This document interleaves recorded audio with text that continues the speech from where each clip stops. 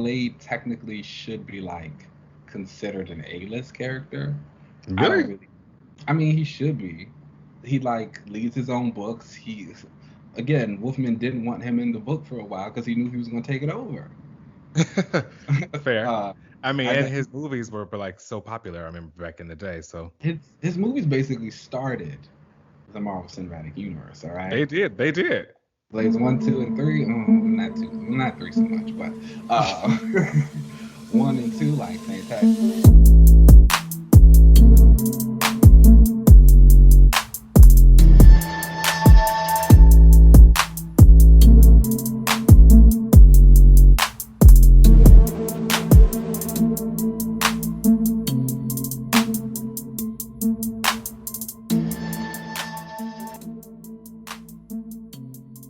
Yo, yo, what's up, everybody? Welcome back to another episode of another relaunch. I am LZ. Yo yo, hey people, it's Keenan. How are you doing I today, get really Keenan? excited when I say my name. I don't know why. I'm doing all right. It's been a rather rainy week here in the district. So, anybody who knows me, I actually love the rain. I love thunderstorms. I love gray clouds and all that stuff. So I've been in like a fantastic mood all week. It's been really exciting to see, and I'm feeling good today. How are you? You know what? It's also been like that here in LA. It's been like weirdly kind of rainy and cloudy, and I don't Mm. mind it. I like a little gray. I get to be It cozy is and stuff, needed every and now and again. yeah, It's a perfect excuse to cancel plans and not go anywhere. I've been ordering a lot of chicken wings. I will say that. That sounds good. I'm trying to go on like a diet. I wanna lose a few pounds, but food is just so good. It's too good. I just like chicken wings and comic books is just like the Okay, perfect. the mo It's the combo. the All moment. right. I'm here for it. So let's just go ahead and get into this week's comics. Number up first is Nightwing number 83, and this is by Tom Taylor with art by Bruno Redondo. And again, I feel like Tom Taylor was like really meant to write Dick Nightwing. Grayson and Nightwing. Yeah. He really, really gets this character and really gets to like what makes Dick so like good, Mm. you know? Mm. And you really get to see and like his personality kind of shine through. And so this issue opens up with Melinda Zuko, who we found out last issue was his sister. Mhm. Again, giving Oh, my favorite, surprise sister. I do the remember surprise seeing that. sister. Yeah. And turns out she has actually been doing the double cross. So while we had thought this entire time that she was a villain working with Blockbuster and trying to take over the cops and everything in Bloodhaven, that wasn't the truth. She was actually undercover and she Mm. was gonna help out Nightwing and everything there. She was deep undercover. So um, the place that he met her up though with has been surrounded by cops who were actually kind of working for her. And Mm-hmm. they ended up trying to get Nightwing, so he ends up kind of having this cool action scene. And I will say that um, Tom Taylor has a really cool way of writing, or at least Bruno Redondo does have a really cool way of drawing Mm-hmm. Nightwing's use of his like eskrima sticks. Mm-hmm. Previously, like the way they were ever shot, he would kind of use them. Usually in a fighting way, they weren't as much like his gadgets and stuff outside of connecting and making like a longer staff or something. Mm-hmm. Here, he's able to kind of have them used as like his like grappling hook, but the way he Okay. has him swing, he has him looking as if he's swinging off of a trapeze, as if he was like back in the circus. So I think Mm-hmm. that's really cool for him. I think that's a really cool shot. Do his Um sticks do his sticks have like electrical charges? yeah, I think like the ends of them, they have like some cool like little I was about to say because I know like in catches the in them. Injustice game he's got like yeah, he's got moves where they charge, and then in Titans, which is currently out right now, he's been using them in battle a lot, and he's been like doing things where he's like having the electrical current like go through metal and like attack people and like throw them. It's been really dope to see. If you guys are watching Titans, please tweet me so we can talk I about swear, Nightwing you are and cover going the to really stakes. try to get me to watch Titan. I It's swear. really good. And that first Starfire, now Nightwing. So Hmm. It's popping. I don't think I got to Nightwing actually. I don't think he was. I didn't make it that Ooh. far. Like when he finally became Nightwing, it was like such a moment. And so third season's out now. The first 4 episodes are out, and so I think a lot of the issues that people have with Titans was obviously that it felt like it's an Elseworld series, so it's like it's not too much similar to the comics. Mm. But I feel like in this season now, their characters are starting to feel a lot more like their comic versions. Like they've grown into the heroes that we've been reading about, and so whereas now here we got like a really good Nightwing, we're also starting to see a lot of Dick Grayson, and Okay. it's all coming together very nicely. But go ahead, keep talking about that comic Okay. Okay. book. Maybe I might jump back in. Maybe. And so the rest of the issue, um, Nightwing actually ends up going to Superman and having a conversation with him and about something that he wants to start. And we find out later that he is basically starting this foundation that he ends up calling the Alfred Pennyworth Foundation because he has all Mhm. this money and he is very much like, he doesn't feel like the world needs another billionaire. Mhm. And he's got like set up this whole Okay. foundation and set up money and stuff. It's a really interesting take on, money and Mhm. what he would do if basically he was the Bruce Wayne of Bloodhaven. Okay. So Alfred's still dead? Yeah, Alfred's still dead. Dang, I know, that's right? crazy. I thought he would have came back by now too, but I guess they're kind of sticking with it. Okay. Poor Alfred. Yeah.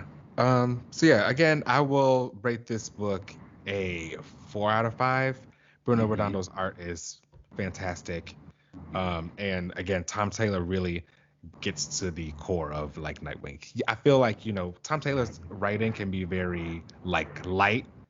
Oh my god. Even if he puts the characters like through something, they Hmm. still like kind of come out very, very light. Hmm. And that is the kind of character that like Dick Grayson is Yeah. at his core. Okay, I can see that. I feel like that's a pretty good matchup in terms of like writing and character. And again, like you said, Bruno Redondo, I was a huge fan of his art when he was doing that Suicide Squad book with Taylor, Hmm. and it's fantastic. Like when you think about Nightwing, you think about the acrobatics, you think about fighting, you think about like how he's moving, and Redondo is like perfect to do that Yeah, kind of stuff. yeah, So great stuff. again, shout out to the Nightwing fans. It's not always an easy ride for you all. It hasn't been, but we are rising up now. All right. Up next is Superman and the Authority, which is written by Grant Morrison and art by Evan Cagle, Michael Janin, and Figo Asio. And again, wow, I am reading a Superman book and really loving it. Welcome, welcome, But I welcome, mean, also everyone. By the way. like, you know, Apollo was in this, so yes. And Apollo was annoying in this. Like, how dare you?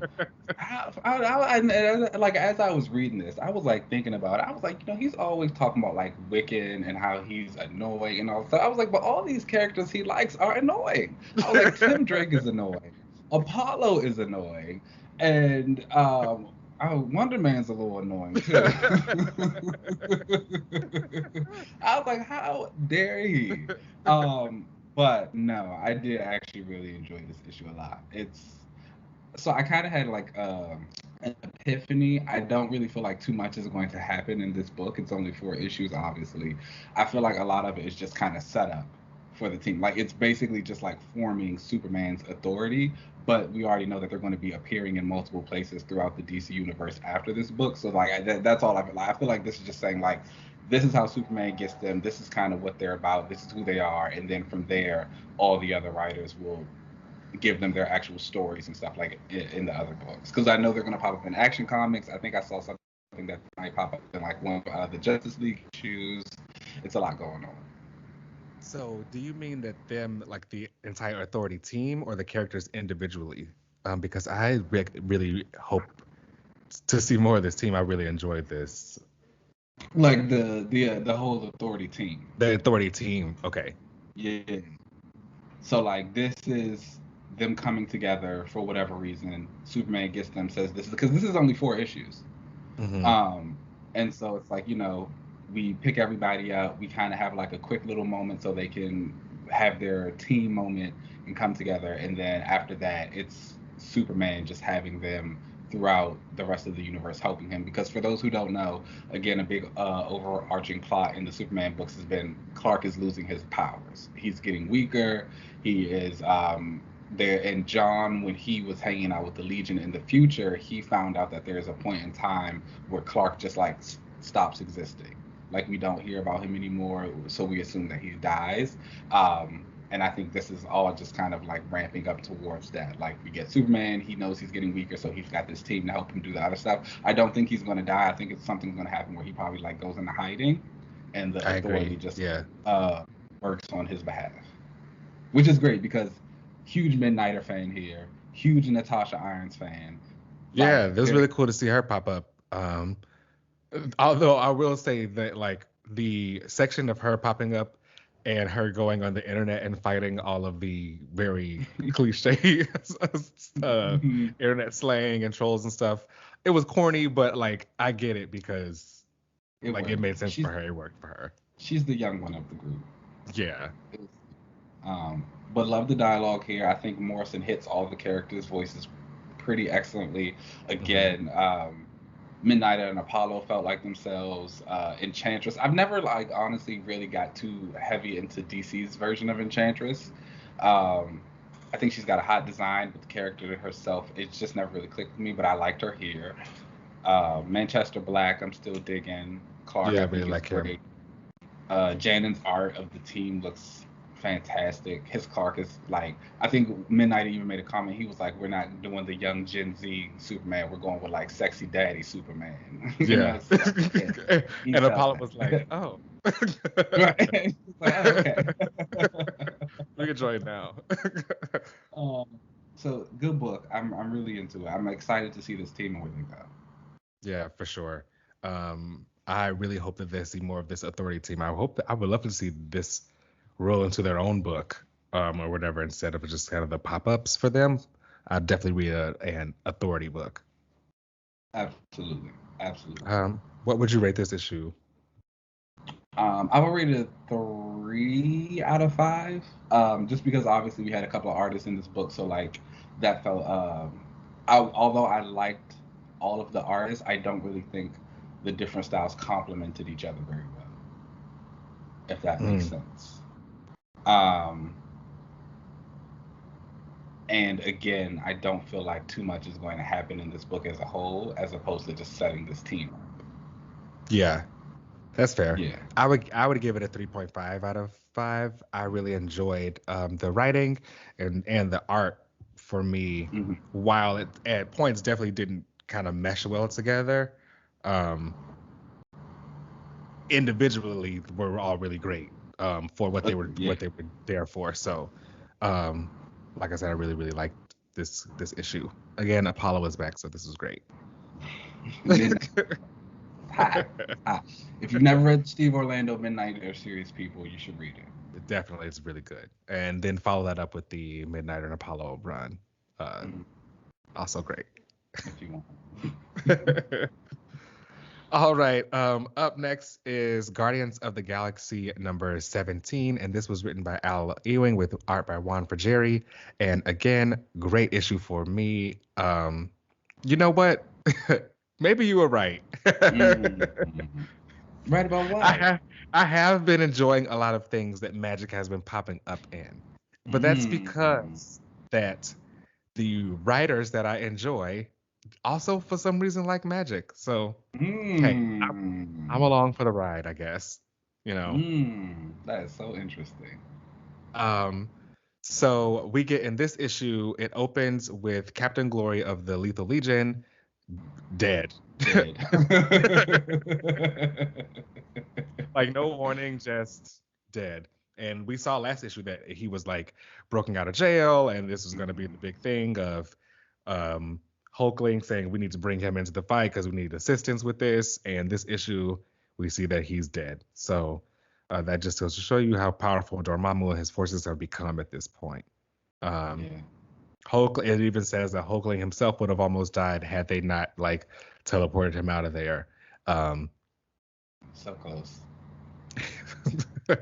or maybe Wiccan probably helped bring him out of there or something. Well, no, I think they said that they were like light years apart now. Sword got him out, didn't he? Yeah, I think so. Yeah. Um, Yeah. so comes to find out, turns out that all of this like mayhem have been happening on these different planets, and they've been forming this pentagram that Doctor Doom has told everyone that this is what's going to happen now. We need to go to this point because that's going to be the next step. The team decides to break up into teams, or at least Rocket Raccoon has a plan for them to break up into teams and tackle the different points. But Nova is not having. Not like Nova. Me neither. Okay, I'm sorry. I just had to say that before you went any further. And again, I think I've said this before when I was doing that reread of the New Warrior stuff, and I didn't like him in that. And anything that I have read since then that has him in it, because for some reason he seems to be in a lot of things that I'm reading nowadays, I just do not enjoy him. Like, I don't like this character, like, at all. Asshole. He's an asshole. He's very unlikable. It's interesting that they kind of kept that like consistent for him. Like even as a kid, he was a little asshole. He's very annoying. All he does is complain. It's like, shut up. I guess every group has one. I guess. But Go. he again doesn't want to do this because he doesn't want to work with Doom. He doesn't trust them, and he's like basically dividing the team.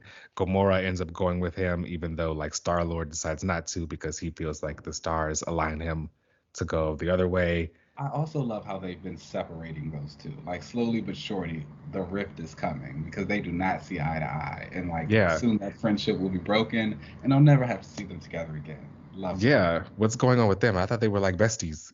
Not anymore. Rocket. I guess so. I guess mess going on within the Guardians of the Galaxy. Ever since Star-Lord became like Star-Lord again. I was gonna say he got his personality back. Yeah. He was no longer like the dude bro from the MCU. The MCU. Yeah. Dark times. So the teams end up breaking up and they go to the Chitauri homeworld, and they end up being basically overrun. Doom ends up letting out this big wave of Doombots, and there's this whole like really cool fight. We get some Quasar action in there. I really think I would be a fan of Quasar if there was a different person in the role. Like for both of them, or just? I think I like the powers. The quantum band thing. Yeah. I can see that for you. A couple of people have had those bands too, haven't they? No. The Wendell is like the original one. Like he's like the first one.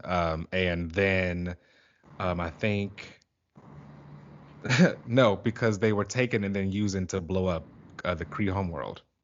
Oh. That's why the Kree homeworld doesn't exist anymore. I thought the 616 Philavel had them. Oh yeah. She had them at 1.2. Yes, that's right. She's dead though, so. Yeah. She died. You don't like the girl Quasar? I mean, she's only been around like maybe twice. I don't know.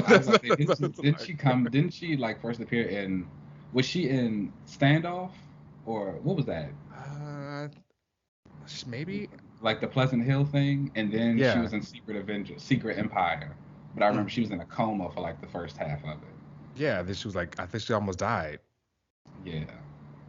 Then she finally awoke from her coma, I think, in maybe Secret Empire or something. She had like it was during that moment. Carol actually had like a really heartfelt speech. It was after Civil War II, her event. Yeah. And she was trying to like basically she was saying like, oh, I've messed up a lot of stuff, and she needed her to like wake up, and she woke up and she like had a Mary Sue moment and like saved the day. Yeah. But nothing. I can't tell you anything about her personality. Exactly. So that's why I would love if someone else had these bands. Because I actually do like the powers. But we get these really cool action fights out there. and I think it was Nova who started to piece some things together, and he's realizing that he remembered that like Galactus or whatever could like join heads or something, and Quasar is the one who reminds him that, oh yeah, there was a thing that could happen, and then we have this big page of Dormammu, basically this like giant Galactus-sized Dormammu. So that's going to be some crazy big thing that they have to end up fighting within this last annihilation. So I've been enjoying this book a lot. This issue was great for me, having some great cosmic fun out here in this book. This definitely gets a 4 out of 5 for me. Okay. I would agree with that. I really enjoy it. Obviously, it's like Al Ewing, so Right. I don't really think I would not enjoy it. But again, magic in space is working.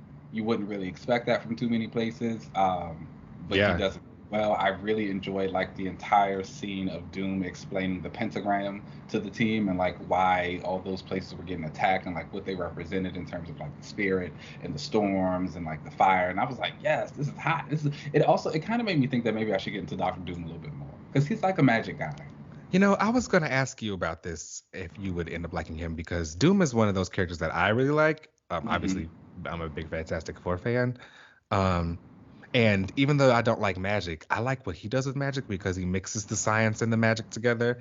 So I was going to ask you if you were a fan, because I know he probably pops up in magic stuff like Yeah, he a does like a bunch. lot. I think about even like when Dark Avengers first came out, it was like him fighting Morgan Le Fay. He's going to Mhm. be in Excalibur in a couple of months in one of their issues. He's popping up in the Death of Doctor Strange issue. He's going to be Oh in the yeah. Darkhold book.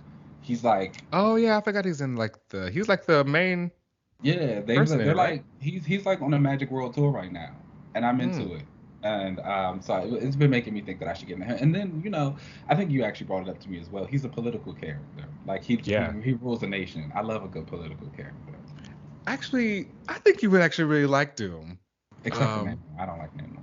I think you end up But liking Doom, especially when it's Doom and he's ruling Latveria, like hmm being that king over there. And he hates Reed. I think you really like Doom. He hates Reed, but um, likes Sue. I think you yeah. like I think So you like him. I might, the Doctor Doom stands out there. If you Mm. got some recommended reading, stop by my mentions on Twitter or something like that. Let me know, especially if it's magic related. I don't want no like where he's just You don't want him if building a machine or something to defeat the Fantastic Four. yeah, no, let me see him doing some spells. Yeah. Oh, you probably like the run with him when he had laughed at Reed because Reed had magic blow up in his face and he couldn't fix it. Okay. All right. Up next is Moon Knight #2. Mhm. And this was written by Jed McKay. And who was on art for this? The art I cannot remember his name. Hold on, let me look at that right now. Why we have the Comixology app right there in my face. But while I look for that, I'll talk about the issue. The issue was good. Jed McKay is basically he's kind of doing a soft reboot for Moon Knight a little bit in this book.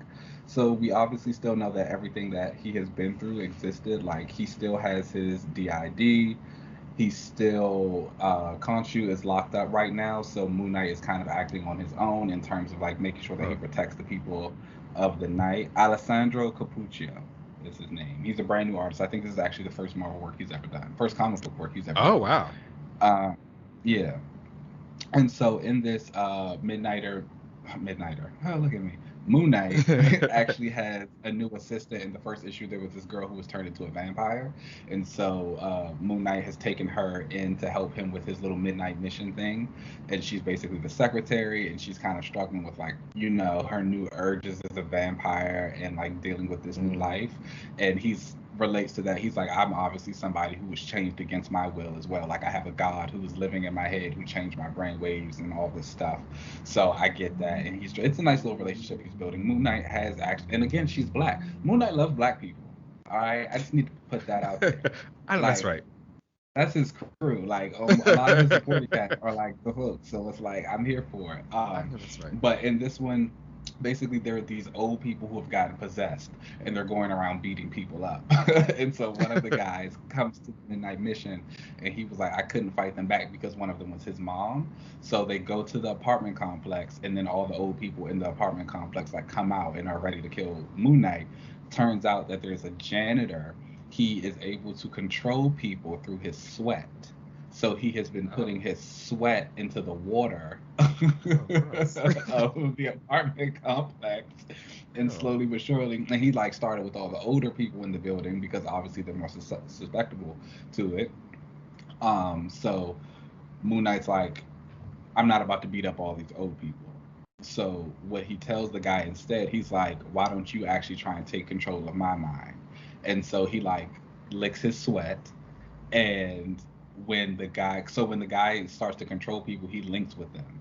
And when he Mhm. links with Moon Knight, he goes into Moon Knight's mind and he sees that like Moon Knight's like, my mind is not normal. Again, I have been God touched. I'm crazy. I got all these personalities. So the guy's like so overwhelmed and like ends up going crazy after being in Midnighter's mind. He beats him. All the old people are free. He goes home. But the janitor was basically saying he was doing this under someone else's orders. And Moon Knight's like, who are you working for? Who's the guy? And he doesn't tell him. But I don't know if you remember in the first issue, there was another doctor who said he was a follower of Khonshu, and he's been watching Moon Knight. So I think that was the guy who sent him after that, because he says that Moon Knight is not a good follower of Khonshu. He's like, you've strayed from the path. You need to be taught a lesson, because at the end of this issue, we see him watching him. And Hmm. so in the next issue, it looks like they're gonna fight. Oh, okay. So So it's exciting. how are you feeling about this like new era for Moon Knight? Do you feel like it's this is like kind of streamlining his stuff and can you know how when a new writer comes on and like there have been previous runs Yeah, and they kind of want to make everything in the past still count but bring in something fresh at the same time. yeah. Do you feel like that's kind of going on with this one? I do. I don't know how I feel about it yet. I'm gonna be perfectly honest. I like a lot of the stuff that's happening. I like Jed McKay. I like some of the things that he has Moon Knight say. However, it doesn't really feel like the Moon Knight that I've read. I mean, but again, and I think I talked about this when I did that Moon Knight panel, however long ago. Go back and listen to it if you haven't, if you're new. That that Moon Knight has been a little inconsistent in a lot of his runs, because a lot of writers do kind of come in and go with the whole like DID and different personalities and do their own spin on it. Hmm. And I feel like that's what's happening here. I don't feel like I've gotten enough yet to be like, oh yeah, I really like it or I hate it. It's intriguing. Again, I like that he's introducing some new villains. I like what he's saying. Even the part there's this scene where the janitor is in his head and Moon Knight's talking about all this stuff. He's like, yes, like I have been God touched. Like look at my brain. It is this giant silver light of madness. Like that sounds pretty cool. I like the relationship that he's building with the girl who is now his assistant. And so it's just kind of like, okay, let's just see how like we're good. I'm cautiously optimistic. I'll say that. Mm. I don't, Okay. and again, I like Jed McKay. I don't think he's done anything that I haven't liked so far. Yeah, he's pretty good. Mm. I'd rate it a 3.5 out of 5. Okay, that's The solid. art's good. You can tell that he hasn't done much comic work before, but Mm. it's still pretty good in my opinion. Okay, that's pretty solid. All right, up next is Way of X number 5, and this was written by Cy Spurrier, and Mm-hmm. Art I is forget from who's the art Bob by. Quinn. Take it Bob away. Quinn. This is good.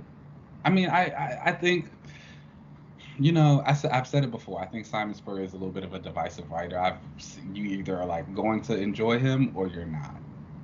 There's not really too much of a gray area there, and I think a lot of the things he does in this book is very interesting.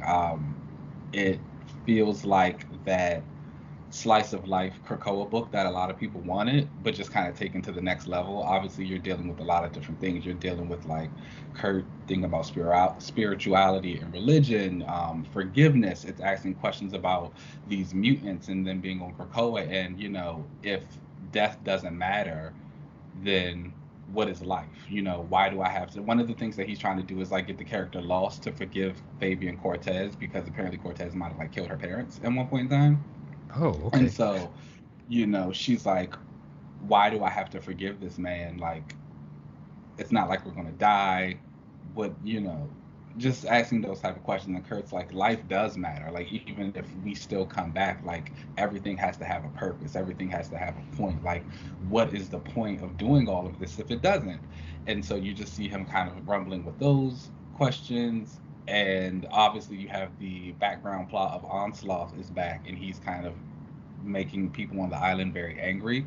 Mm. In the last issue, we saw that he corrupted a bunch of people, and it forced Legion and the Scorn Brothers to like kill everybody who was in the Green Lagoon. And so the start of this issue actually shows them Emma bringing people back, and so they bring Charles back, and they're like, all right, you got to help with the rest of the resurrections now. Jesse Bedlam was also one of those resurrections, so shout out to him for Oh. once again making his appearance wherever it's like happening. Um, and so it's great. At the end of the issue, there's basically a giant, I think it was a comet, giant comet coming to destroy Mars, and so they're trying to like get the planet Araco, and they're talking about how they're trying to evacuate the planet and save everybody, but the Iraqi mutants are like, absolutely not. They're like, we will fight this thing. I kind of love them. I They're know that's just right. like, is that all you got? But Kurt ends up teleporting. He gets Fabian Cortez to boost his powers like enormous amount, and so he ends up teleporting onto it and like teleporting it away. Oh, So wow, like, okay. and then while he does that, he obviously ends up dying in the process. And so then they bring him back, and then he's talking about like, oh, did I commit suicide? Like, why would I do something like that? And Lost, who also was died previously during a fight with Cortez, she tells him, she's like, no, you died like saving people. Your death mattered, like because again, all these things matter. Just a really good book. It's heartfelt. I find that it's easy to relate to Kurt in these questions. It's like, again, if you're on this island of paradise where everyone lives forever, then what questions come with that? Like, what Hmm. do you do? What do you do now? Like, if nothing's bad, everything also can't be good. And so, how do you move forward in that next step? And I think it's just been a really interesting series. This was the last issue. It was only 5. There is a special coming up in I think next month, where they're kind of going to resolve the Onslaught plot, and I'm excited. It was a good book. Nice little 5 issues. Highly recommended to people. I know. I won't lie. I heard some rumblings, and I had a lot of people say that they were upset at the way Lost has been treated in this book. Mm. That she was basically like a plot device for Kurt, which I honestly will agree with. However, I'm gonna be honest, it doesn't really upset me just because every character is not meant to be like the best thing walking. Some people are just gonna be plot devices. I'm sorry. Right. She's cool though. Right. She's got cool powers. It's like gravity. Uh, she's something. Um, Speaking of something, up next is Trial of Magneto #1.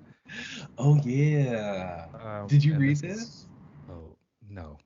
No, I did not read this. Why would I read this? No thanks. um, the Trial of Magneto. It's I from mean, Three honestly, Hungarian. for me, like, I wouldn't read this because nothing that the writer has ever written I've ever enjoyed. So why would I?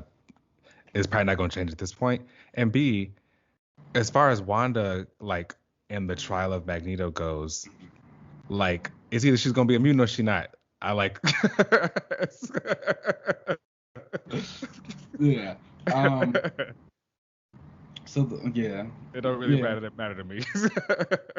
So in the Trial of Magneto, it's written by Leah Williams and the art is by Lucas Wernick. Beautiful art. Like, let me say that off the gate. Like, truly, even if you are not a fan of the writing, the art completely carries this book. We start out, obviously, for those who have been keeping track, Wanda died at the end of the Hellfire Gala. We are trying to discover who killed her. So in the beginning, we see X Factor is returned and together, and they are investigating her death. They're just talking about like all the clues they found. We've got like Dakin, Rachel, iBoy, Prodigy, all going over the scene and talking about things, laying out the land. We kind of discovered that apparently Wanda's arms were bound by metal, it seems like. And so While they're doing that, we have Magneto. He is at the council and he's talking about he wants them to resurrect Wanda. He's like, we have the means to do it here on Krakoa, even if she is a human. Like, we can take the resurrection protocols to the next level. I want to bring her back. Nightcrawler and Shadowcat. Xavier puts it to a vote because they're all going back and forth. So Xavier puts it to a vote, and Shadowcat and Nightcrawler are both on Magneto's side. They vote to bring Wanda back. However, the rest of the council, who is Storm, Emma, Exodus, Sinister, and Mystique, they all vote against it.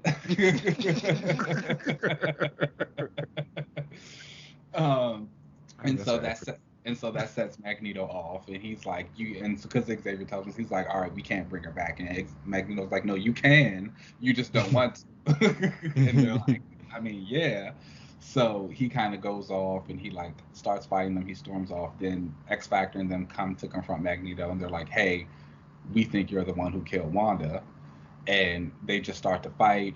He fights Wolverine, Daken, the team. Him and Lorna have a moment where he kind of like tries to chastise her a little bit. She's like, you're my dad, but you've been doing bad things. And he's like, you're sick in the head.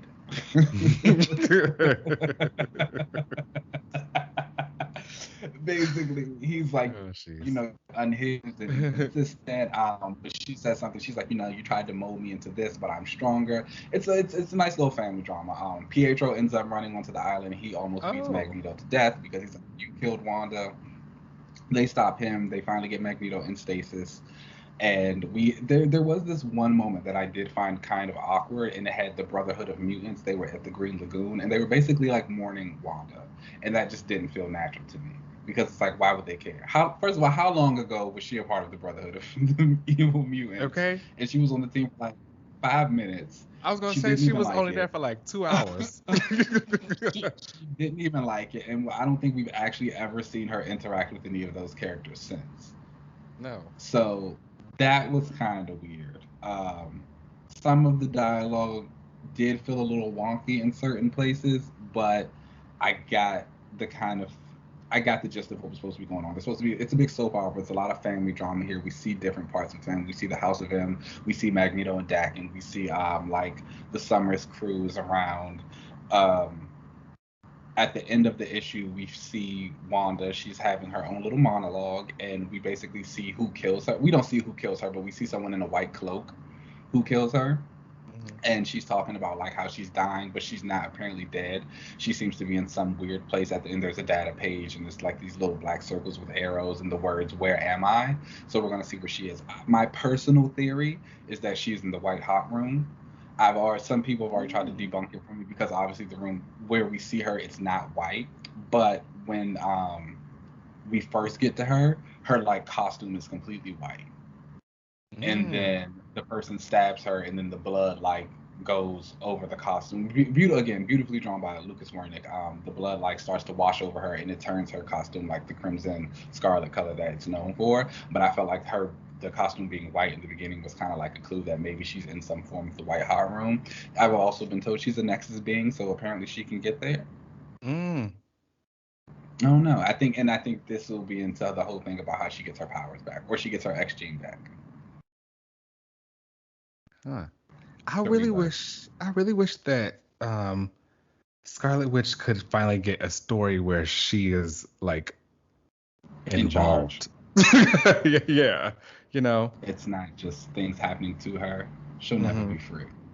because this is giving House of M again, where like everything is just happening around her, and she just kind of is the like, And everyone's making the choices for her, and she has no real agency. Yeah, it's given that. I mean, again, this is only the first issue, so I think that wherever she is, that is all supposed to be a part of like her story and her agency, and like hmm having her and seeing how she feels about it. I kind of, I've said it before. I like Wanda. hmm I might shade her a little bit, talk about her. I get it. House of M, she killed a bunch of people, but yeah, she's she can fun. be fun. She's messy. She's messy, Yeah, so she could be fun. she's a fun girl.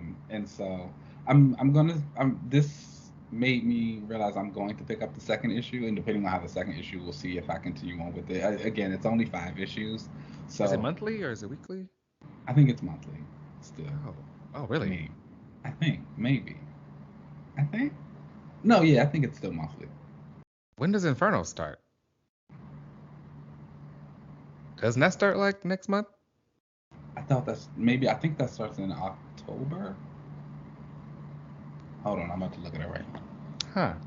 So they're gonna be going at the same time? I think so. Yes. Huh. I didn't know that was the case. I thought they would have resolved her death before Inferno. The world goes up in flames in Jonathan Hickman's Inferno. Oh no, it does start next month. It starts in September. Oh wow. So yeah, they're gonna be going at the same time. But we'll see. I would give this Interesting. a 3.5 out of 5. Again, the art carries the Hmm. series. I think the story itself is fine. It's pretty straightforward, especially for an opening issue. You get a lot of family drama. Again, some of the dialogue is a little wonky, and it's kind of like some things some people say. It's like either you just feel like people don't really talk like this, and I get it. It's a comic book. People don't always have to talk like they do in real life, but at the same time, it's like this is a little over dramatized. And some of them, some things that Lorna said was a little like, "Girl, that don't sound right." And then she was like, because it's like again, she's like crying, and it's like, why are you crying? A, you don't even like Wanda, and how many times have you like Why does she argued with always make Magneto? that girl cry? um, but yeah, that was the Yeah, and she trial. don't even like water like that. She don't. So that was kind of weird. It was just like what? And then she like said something to Magneto about how he's constantly leaving women in his wake broken and dead, and it was just like, girl, what? Why would Lorna care? Yeah. So that was kind of weird. But other than that, there was a lot of other. It was fine. It was fine. 3.5. The art carries. Were there any other books this week that you wanted to mention that you had on your Yeah, list? I had quite a little bit of a pull this week. Black Cat #9 came out. That's always consistently good. Jed McKay. Gamma Flight #3 came out. Al Ewing and Crystal Frazier worked together for that book. Again, the Gamma Flight series is so good. I really enjoy the way that Al Ewing has created this entire universe for the Hulk. And like with Immortal Hulk 50 coming up soon, he's off the book, and it's like I'm never going to read a Hulk book again. And it's like still blowing my mind. Still blowing my mind. Barbarella #2 came out from Sarah Hoyt. That was cool. We'll see. And Catwoman #34 from Ram V and Federico Blanco also came out, which is like consistently fantastic. And that one, Batman actually makes an appearance in it, and like him and Mm. Catwoman have their little moment. And she has this big fight scene with the villain who's been trying to kill her the entire time. Really good stuff. Like again, if you're a Catwoman fan or you've ever been interested in Catwoman, you should definitely hop onto this run. Hmm. All right, y'all. Well, check those out. Those were the comics of the week. Let's take a little break and then we'll come right back. Cool.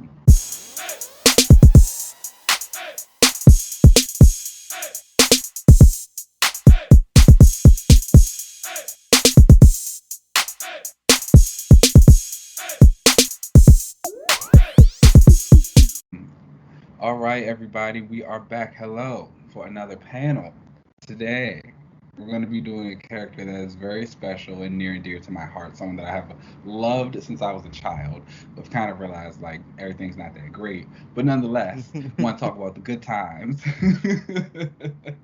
We're going to be talking about Blade, Mr. Eric Brooks himself. Yes. Now, everybody knows I'm a vampire aficionado. If it has vampire content in it, I am more than likely going to consume it, whether it be TV, books, film, radio, whatever. I actually have this book that I bought. It's like the history of vampires, like throughout time and like the Oh, world. So okay. it gives you, yeah, it gives you like I went to New Orleans one year, and so in New Orleans, they actually have this store that is literally just like vampire content. Like that's all they do. It's like just books about it. You can get like little knickknacks representing that. The girl who works there, she actually makes custom fangs for people. I was gonna get a pair, but I was just there on a vacation, quick trip, so I couldn't. I didn't have the time to wait. Um, but I hope she's doing all right. I hope they survived the pandemic Oh yeah, because they deserve that would have been. I it. would. Could you get like some gold fangs? That would have been kind of hot. That's what I was gonna get. Yeah. I was like, I'm gonna Google and see if they still going. But obviously within that, Blade is a character who falls into that category of vampires. However, I also think Blade is interesting. Now, I say that I think Blade is interesting. It's very funny because I don't think Blade has very many good comic books. Oh. So all right. So for those who don't know, we'll obviously talk a little bit about the history of Mr. Brooks. He was created in 1973. His first appearance was in a book called The Tomb of Dracula. And this was by Marv Wolfman and Gene Colan. Now, he appeared in this series for like a few issues, but Marv actually ends up taking him out of it for like a year, and then brings him back later on. And he did interviews later on in life saying that the reason that he took Blade out of the book is because he didn't enjoy the way that he was writing him. Basically, he was giving him that quote unquote Marvel Black dialogue. Oh yeah. Yeah. And he said he didn't like it. He didn't feel right that he was doing it. And so, but he could also tell that Blade was the type of character who was going to like take off. And he was going to basically be more popular than the characters that the book was actually about. So he was Oh, like between all right. that and then yeah. So he was like between that and the way he was writing him, he was like, I'm just gonna take him out this book for a while. And then when he brought him back a year later, he made it a point to write him more straightforward, like a normal person with regular dialogue.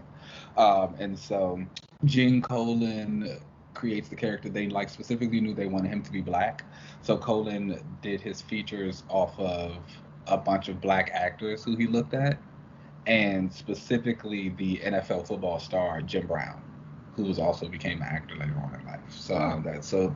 I mean, later appearances obviously he looks a lot like Wesley Snipes, I but was gonna say yeah. in the beginning he was supposed to look like Jim Brown, and so he kind of just has a bunch of appearances here and there throughout the Marvel universe. He really rises to prominence more in the 90s because who didn't pop off in the 90s? Hmm. And you know, he pops up in things like Ghost Rider, Darkstalkers. He has appearance in like the Darkhold series that comes out. Then he actually has a lot of appearances with Ghost Rider. Like I don't know why people are pairing them up for People some love that reason, combo. but they are like a duo, and I do not like Ghost Rider, so I never understand it. But Midnight Suns, Morbius, he just pops up in all these places. Obviously, he is the vampire guy, so he follows that supernatural route, and he's always there. So I realize a lot of times when I read Blade's stories, he hasn't had many, but I find that the ones that he has had are very rarely good. Mm. And I say this and like and this is both in terms of writing and art. And I say this only because I feel as though Blade kind of gets stuck. Obviously he's a vampire, he's a vampire hunter, and so many writers don't ever take him beyond that. So it's like you get into these stories and it's like, all right, he's just going around staking people for like 20 pages for 15 issues.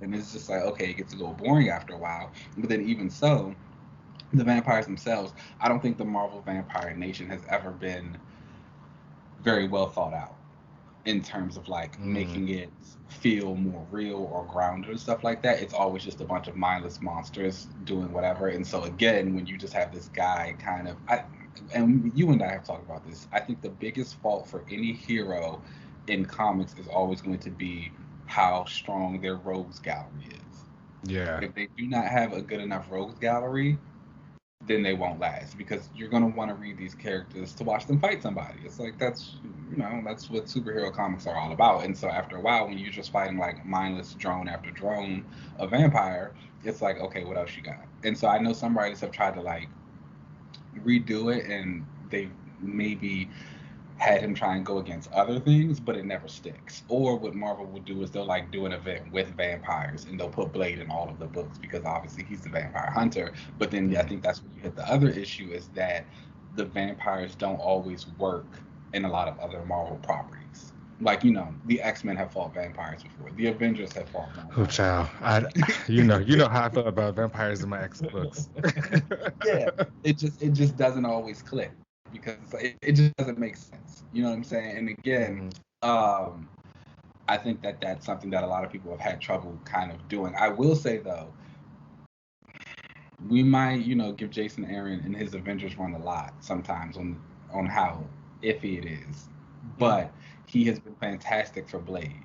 The way he did the Vampire Nation, I think I might have talked about this a little bit here, but basically he had so Dracula was trying to destroy the world per usual, and the vampires are going around. I'm sorry, actually there was a group of vampires who wanted to kill Dracula, and so in doing that they were like destroying people. They were like using rats as blood bombs. They were attacking people. They were looking for him. And so what Dracula ends up doing is like relocating to Russia and Chernobyl. And so he takes over the Chernobyl area because Oh obviously yeah, I humans can't remember. go. I think I remember you talking about this Yeah, a the few episodes. humans can't go there, but the vampires are perfectly fine there with all this radiation and stuff like that. And so that becomes the start of the new vampire nation. They're starting to get a little bit more intelligence and able to act on their own. We see some have like different abilities, so they get a little bit more to the supernatural again, which is what you needed for these stories.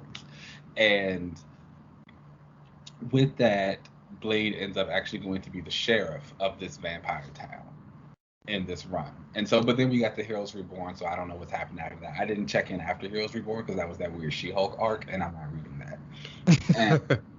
And and so through it, despite Blade not having a lot of singular stories that I think are that great, he is really good in a lot of ensemble books that he's been in. Paul Cornell and Leonard Kirk's Captain Britain and MI13 book, fantastic. Blade pops up there. He's a really fun member of the team. He dates Spitfire, which is also another thing that these characters need is romantic interest. Blade has had a few romantic interests, but they've never really been like standouts. The one with Spitfire is actually really good.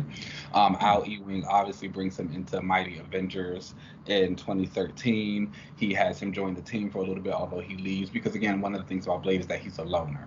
So even when he's on these teams, he doesn't stay for very long because he has to go and do his own thing, which is like also kind of boring. Outside of a Rose Gallery, your character okay. You need to see these people interact with somebody. They cannot always be alone. Um, so those are probably like three of the biggest books that I would recommend for people to read if you want to get a little bit more into Blade. If you really do want to check out the solo titles, he had like this one that ran in the 90s called Blade the Vampire Hunter. It was only 10 issues from Ian Eddington and Don Wheatley.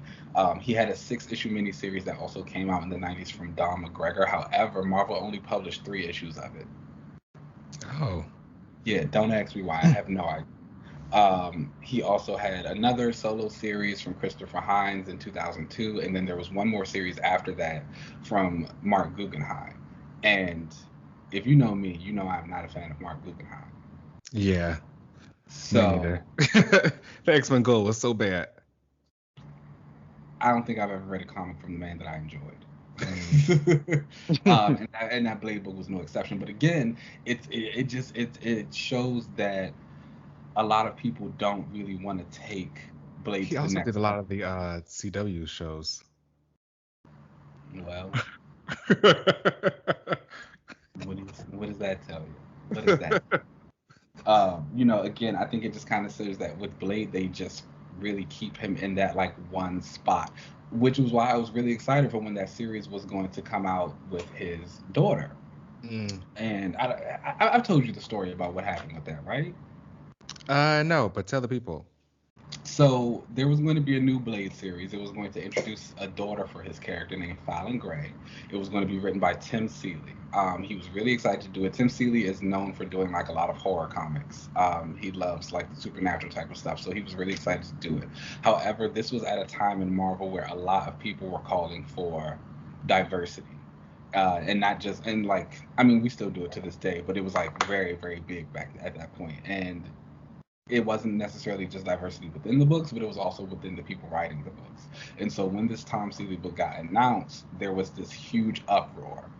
And everyone was basically like, why is this black man? I mean, excuse me, yeah, why is this black man and his black daughter being written by this white man? we want a person of color to write stories about characters of color, which fair. Um, Tom Seeley, he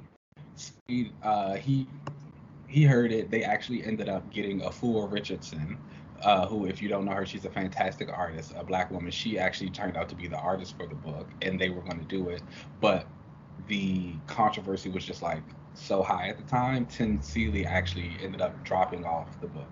He was just like, you know what? Honestly, the people are right. If they want someone black to write this character, then that's their right, and so I'm just not going to do it. They never found anyone else to do it. Afua Richardson actually came out later, and she was a little upset about it because she had already drawn the first like 3 issues of the book, and so she was really excited. And she was like, "Well, y'all made me lose a job."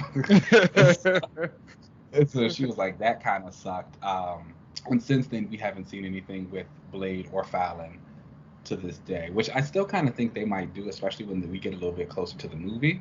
And Mahershala, because Mahershala Ali is going to be Blade. And so you know that series is going to come, because if there's one thing that that the Marvel Universe does, is they keep that MCU synergy. Now that is something that they always will have. Yes. Star-Lord is just now losing it. Okay. Yes. And that was down bad. Yeah, at least the last 10 years. At least. No, for sure. I'm counting it down. That means I'm gonna get that Fantastic Four relaunch when it's time for that movie to come out.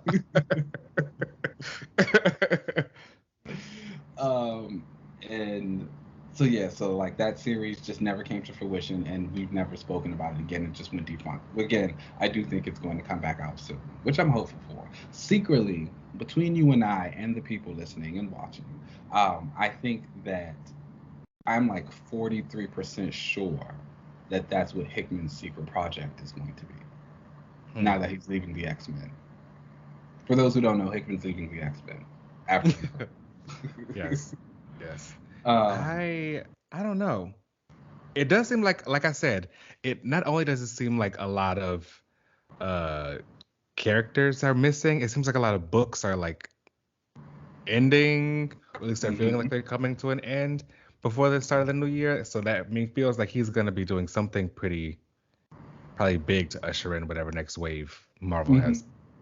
Again, and I think with Hickman, with Blade and Hickman and that whole theory is that, like I was saying, Blade doesn't have like a huge supporting cast or like too many characters that he's done, or in the Vampire Nation has not been very well thought out. And I think before the movie comes out, they really want to start building on his stories, and they want to capitalize off the character and like what that means and what his personality is and like who he deals with. And who better to do that than the man who literally builds worlds all the time. Plus, Blade technically should be like considered an A-list character. Really? I mean, he should be. He like leads his own books. Wolfman didn't want him in the book for a while because he knew he was going to take it over. Fair. I mean, and his movies were like so popular. I remember back in the day. So his movies basically started the Marvel Cinematic Universe. All right. They did. Blades 1, 2, and 3. Not 2. Well, not 3 so much, but 1 and 2, like fantastic. I was actually just watching them the other day. Shout out to Wesley Snipes. He did that. Okay. There's this one Blade versus Wolverine series that's like, again, not the greatest, but it's really fun to watch just because they're fighting a lot. But the guy who draws it, he makes Blade look like Michael J. White, and it is the funniest thing in the world. It's just like, come on. Because Michael J. White was another one who wanted to be Blade. Yeah. Super excited. But, go ahead. How do you make, like, vampires fresh? Like, how do you make that not just him going around staking? I think, again, you have to give them some agency. Like, vampires have been around in media forever. You know what I'm saying? And we have seen. I've been watching Castlevania recently, and I gotta say, okay. I normally do not like vampires. Like, it's not like I hate them or whatever. It's just like I don't go up from like that. It's whatever. But Castlevania has been so good. And honestly, I think Castlevania is like. Okay, in the last season, third season was a little, but the last season, when you get to that last season, oh my gosh, we gotta talk about that. Mm. But I think Castlevania is honestly like a perfect example of how a vampire story can be done right. But again, you have to give those vampires the agency. You can't. I get it. You want to have like the carnage and the chaos and the lack of control because that's what a big part of vampire stories are about. It's like control. There's Mhm. also like some seduction and sexuality in there. That's always fun. But you have to kind of put them in a spot where you remember that they might be dead, but they're still alive and they're still people. And like they still have like goals and ambitions, or whether it be to take over, to destroy, or like help. You have to build that world up around Blade. You have to put Blade in a position where not only does he want to kind of stop them from doing some of the things, but he also has to be willing to work with those who aren't trying to kill everybody. Mm. Um, but yes, that's what you have to do for the vampires, which I think is starting to happen. Again, they're in Chernobyl right now, chilling in Russia, doing their thing. But it's really only Dracula who has like that agency and like the personality and stuff like that, where the rest are the mindless monsters. You have to start making the other ones want to do things and give them So a do you purpose. think you need more vampire hunters or like sheriffs like him, or do you think that they just need to have more like known vampires? I think you need a mix of both. You definitely need the hunters because you need a threat. Every hero you need people trying to kill Blade because he is half vampire. Honestly Mm. and truly, you have to, even though he is the vampire hunter, you have to put him in a position where he still remembers that, like, oh, he is also different himself. And I think that's something that a lot of writers miss. They just have it so built up on like the hate, and it's honestly an issue that I think the X-Men have had similar in their past. A lot of times they were doing the whole we're protecting the world that hated and fears them, and it would kind of like miss the point because even though the X-Men were doing this, like, you are still a mutant. So yes, you can protect these humans and you can do all these things that you want, but you got to remember these people still don't like you either. And so Hmm. you have to have something for yourself, which is the Krakoa era, which is like why it's been so successful because it does the things that the mutants should do. Again, they have the X-Men book right now where they're being superheroes, but they still go back home to their island. Right. And so you need to also do that for Blade. Like, yeah, he can be out going here staking up all the bad vampires he wants, but he has to also remember, like, this is still a part of you. This is the part of you, and you have to embrace it and say, okay, how do I use this for good and the betterment? The sheriff thing is great. We'll see how Jason Aaron does with it. Mm. Because You think he'll pick that back up again in his run? I mean, I don't really know. I saw a teaser that he's about to do something else with like the multiverse, and I'm just like, Mm. Mm. I don't got time for that. I saw I that and it was giving uh death metal from DC. Oh yeah, I didn't. I I was didn't like, enjoy they did the same thing. that. He also needs a new costume.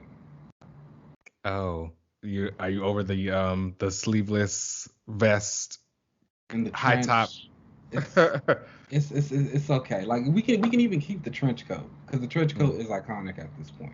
Like Mm. that, I don't think that's ever going to go anywhere. But we need to kind of like elevate the style. The haircut is like kind of weird. It's got like it's like a fade, but he's still got like mud chops on the side. It's It's like a weird haircut type of situation he's got going on. But I think Blade is always going to be a character who stays in the limelight. I think he's similar to those characters who we talk about where you like watching them do their thing. You like watching them fight. Like yeah. that's Eric Brooks. Like even when he's not fighting vampires, when he's hanging out with the Avengers or he's hanging out with the X-Men or he's doing whatever, like you like to watch him come in there and fight and like mess people up because he's gonna be funny about it. He's gonna be a little sarcastic, and then he's just gonna go about his day. And like that's fun. Everybody loves a fun moment. Now, with his daughter, do you think that the title of Blade should become like a mantle that's like passed down? With her, I was okay with it. Not necessarily with her, or just like in general. Do you think that Blade should become like a mantle? Like a legacy title. Hmm. No. Um, I can't really tell you why. I don't. I just don't. I don't think it would work Like you don't with think too you would many like other maybe people. you want to Again, see someone else as Blade? no. Like I feel like Blade is one of those characters where like he is cemented as Blade. I just don't see anyone else working the title. I wouldn't mind something else, but I don't think I can see anybody else being Blade, unless it again was the daughter. But that's more so just for the familial connection. If he had like a son or something, or like any other kids, or someone a part of his family taking it up, yes. But like some random Joe Schmo on the street, no, Mm-hmm. I don't think it would click the same. Hmm. I'm Interesting. I trying to always think wondered now. if he could have like a random sidekick or something, And, some but and a again, random ward that he ends up and becoming the new Blade or something. I don't know. And I was about to say it might just feel like it might not click for me because again the big thing about Blade has been that he is such a loner. You don't see anybody else with him. You don't see, so it's like it's hard to see someone taking up that name randomly. Mm-hmm. Like no one like looks up to Blade. What if they gave him his own like You know. Laura Kinney? Then yes, then I could see it. But again, I think that's like similar to what I was saying about the door. Like it has to be someone who has like a connection with Mm, him. I don't ever think a yeah. random person off the street just popping up saying like, "Oh yeah, I'm the new Blade." It's gonna work. Yeah. Yeah. It's gonna be like, "Who are you?" Like you could have a random person going and becoming like Captain Marvel if they want to, because it's like everybody knows Captain Marvel. You got people who look up to her, like or Kamala becoming Miss Marvel. You could even probably have it with like Captain America and all these other heroes. Like Blade, it just seems odd. Yeah. I would do I was gonna say you probably would. it. um, but all in all, I think the excitement for Blade is really going to jump up again when we hit the movie. Mm-hmm. Um, and Mahershala. he's gonna look good. He's gonna look real good. He's gonna act And down. I think he's gonna act down. And if the Hickman book secretly isn't a Blade book, then because it could also be Doctor Doom. I kind of think they're gonna make Doctor Doom the Sorcerer Supreme. So Mm-hmm. I'm starting that to see it might be too. it. Doctor Doom is more his type of character anyway. Uh, Mm-hmm. but if it doesn't happen, then I think it will happen by the time the movie comes out. And when we get those first set photos, Oh yeah. got to see.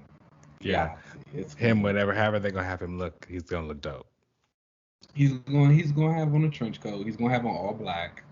I'm sure it's gonna be like some type of bulletproof vest. He's gonna have. I'm pretty sure he's gonna have like a little stakes on his hip. He's Mm-hmm. gonna have on some gloves. He's gonna have on some black sunglasses. They love to give him those black sunglasses. They love those. They think they look Like cool. they they do. I don't Do know. you think they're gonna follow the story of having his daughter in the movie? Yes, But do you think that would be the way I they like MCUify his kind of story? 100%. Again, once the story with like the daughter was kind of made defunct, because they always said that they wanted to bring it back. They just wanted to do it when it was the right time and like they had the right writers and things like that. I truly do think that because the MCU is all about longevity and like continuing on. And like we love Mahershala, but a lot of these actors as they get older, they don't want to do some of these roles anymore. Like being connected to those wires and having to jump on stuff, it takes a toll on the body. I think about Daniel Craig and how he's been playing James Bond for the last few years, and he was like, this next one is probably going to be his last movie because he's like he is tired. Um, Yeah. yeah, and so Mahershala's around. I think he's like almost 50, Hmm. and as you continue on with like the Blade story, if that's a franchise that they want to keep going, who else are you going to get to do it? You gotta have a daughter, because again, he don't got nobody else, Yeah. and you can't have some random Joe Schmo on the street come up and be Blade. It's gonna be Fallon Yeah. for sure, I but always wondered what they would do with that, but uh, I would like to see it. it should definitely happen. Um, but are you excited for the Blade movie? Not really. You know, not really. But I'm gonna go support because I'm gonna It's support gonna the be black. good. It's If anything, it's going to be like It's probably also gonna be lit. Like I'm sure the action in it is gonna like I get was him. about to say it's gonna be an action smorgasbord. Okay, Yeah. I've been seeing like just a couple of these like little sneak clips that Marvel has been putting out for Shang-Chi. And mm, those look really good I too. mean the fights, the action in that has been given, so I'm It's gonna be sure. it's gonna be hot. I cannot wait to see that first like trailer. I might cry. When is that supposed to come out? I don't. It got pushed back, Oh so yeah, that's probably right. Yeah. I think they're going to start production next year. It Mm, was so production was actually supposed to start October of this year, mm, but I think they pushed it back to June of next year. So mm. we'll see. We'll see. I think that everyone should do a little bit of Blade reading to get themselves ready. Again, like those specific three runs, like Captain Britain MI13, Jason Aaron's current Avengers run, Al Ewing's Mighty Avengers. And again, Aaron's Avengers run is kind of fun for Blade too. He's like formed a relationship with Man Thing. He's forming Hmm. one Ghost Rider. He's had like a little moment or two with Echo as well in her new role as the Phoenix. This has really been trying to cement his relationships with the like people in the Avengers and like showing that he doesn't always have to be the loner, which is great because he's going to need that for the MCU and like how he connects to these people. But I think again we have to take it beyond that, and you have to put him in a position where he now has people of his own to kind of fall back on when he's not with the Avengers. Are there other bigger names in the Marvel like universe that you want to see him with? Like, you know, the Thors, the Iron Mans, or whatever. Like, I mean, me being biased, I love a good Thor story, so I wouldn't be opposed to that. He's got a pretty decent relationship with Captain America. He's met like Sam Wilson a couple of times. They've worked together, and Mhm. Sam's Falcon series that came out from Rodney Barnes, excuse me. Blade actually guest starred in that because Sam was fighting vampire. Well, he was fighting Blackheart, but Blackheart had like some vampire henchmen on his side, and so he joined him in to fight that. He actually has really decent relationships with like some of the X Men as well. He's helping because Wolverine. again, Wolverine. Because again, the vampire Marvel loves to do a vampire event, and Mm, so Blade just jumps around to go help everybody, which is like you gotta love mm, that. You got mm. to love I it. checked Tune out. There's been so many. There's been so Too many. many. There's been so many, and it's like, again, they're never really that great Mm. because it's just like the same basic thing. It's just like waves of like mindless vampires fighting something. It's just like, all right, you gotta do something else now. So I do think 2022 will be the year of Blade. You heard it here first. Okay. All right. You did it here first. You heard it here first. I know that's right. Okay. But I just want to do like a little quick chat about my vampy fave and get the people excited. Tell them some things to read because again, he is coming. You need to be ready. If you don't like vampires now, you better get on the train because they're making a comeback. They always make a comeback in like cinema and media and all that stuff. You remember True Blood? You Mm. remember Twilight? You remember The Strain, The Passage? Oh, I hate all of this. What? I mean, I didn't really care for Twilight. Except And True True Blood Blood. I did like True Blood. In the beginning, season it was alright. seasons. I was about to say seasons 1 through 3. Yeah, yeah, yeah. Those things are excellent. But if you guys ever want to talk vampires, if you ever want to talk Blade, if you ever want like trades and panels and things like that, please again hit me on the socials and let's discuss all things Fang. Yes. Oh, I should get a shirt with that. That's kind of a slogan. I like it. All right. So let's go ahead. Let's take a break, and then we'll come back for another relaunch. Let's do it.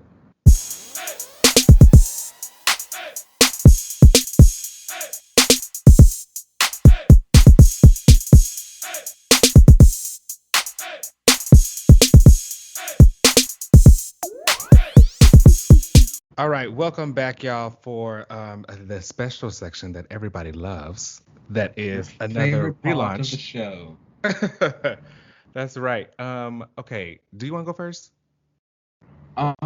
Yeah, I'll go first. So, Okay, you go for it. my relaunch is for the week is Deadpool. Oh, I oh, please tell me a I better know idea for him.